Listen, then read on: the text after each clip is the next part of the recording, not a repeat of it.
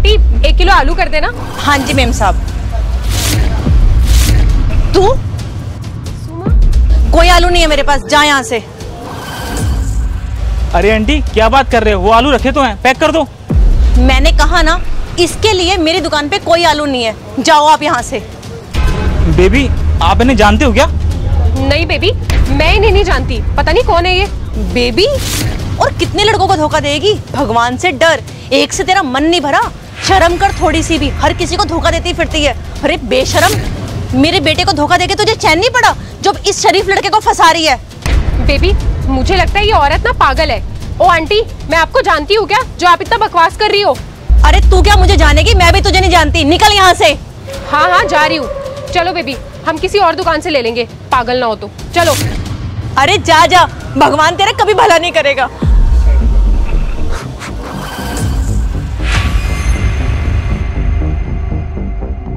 Baby मुझे जरूरी काम याद आ गया है, हम शाम की मिलते हैं।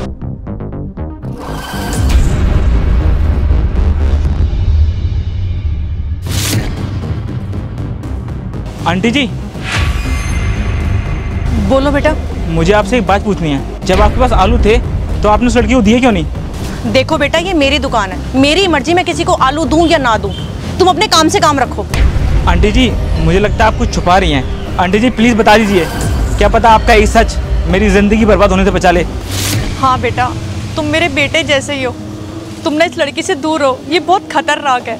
इसने मेरे बेटे से झूठ बोल के शादी करी थी, मेरे बेटे को फंसाया था। और बेटा एक रात की बात है, मेरा बेटा किसी काम से बाहर गया था, इसने मुझे घर से बाहर निकाल दिया। और अगली सुबह जब मैं ढूंढते ढूंढाते घर पर गई तो इसने वहाँ से घर भी खाली कर दिया। पता नहीं इसने मेरे बेटे को मेरे बारे में क्या बोला, मुझे नहीं पता। वहाँ से निकले हुए पूरा मुझे 1 साल हो चुका है, ना मैं अपने बेटे को मिल पाई, ना मैंने उससे कुछ बात करी।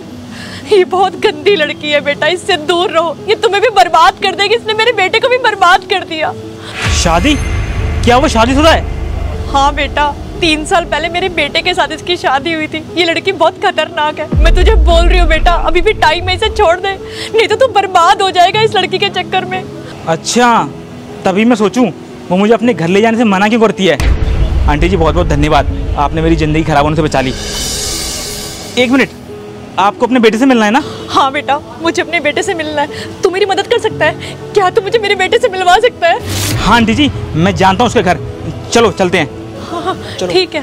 हाँ, शांति ये दुकान संभाल, मैं अभी आ रही हूँ।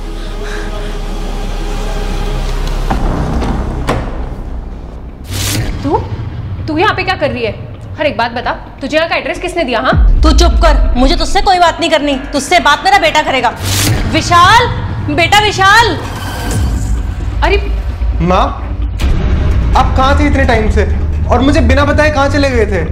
बेटा मैं पिछले 1 साल से रोडों पे धक्के खा रही हूँ।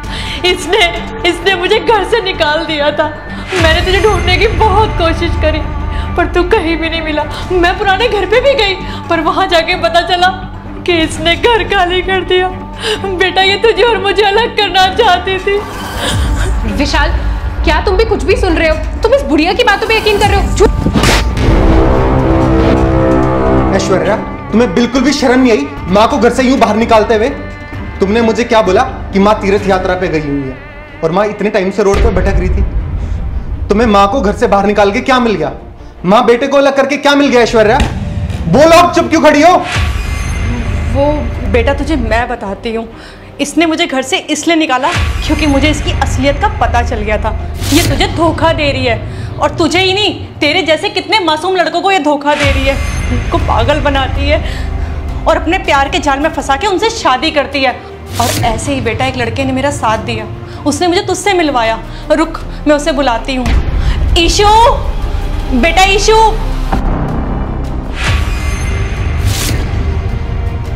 बेटा यही है वो लड़का जिसे इसने बेवकूफ़ बनाया।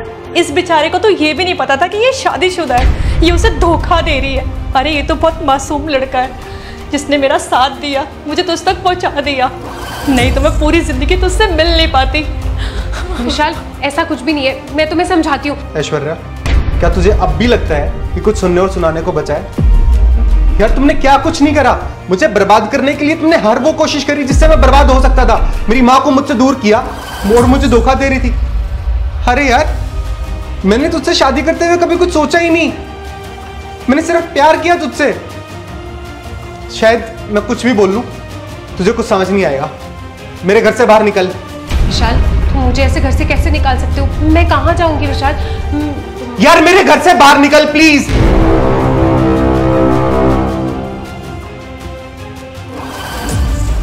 ठीक है भाई, मैं चलता हूँ।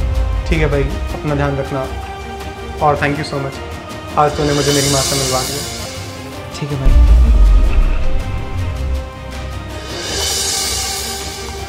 माँ, मुझे माफ कर दे। मुझे कुछ समझ में ही नहीं आया कि मैं क्या करूं। ऐश्वर्या ने बोला कि माँ तीर्थ यात्रा पे निकल गई है और कोई बात नहीं बेटा, जो होना था वो हो गया।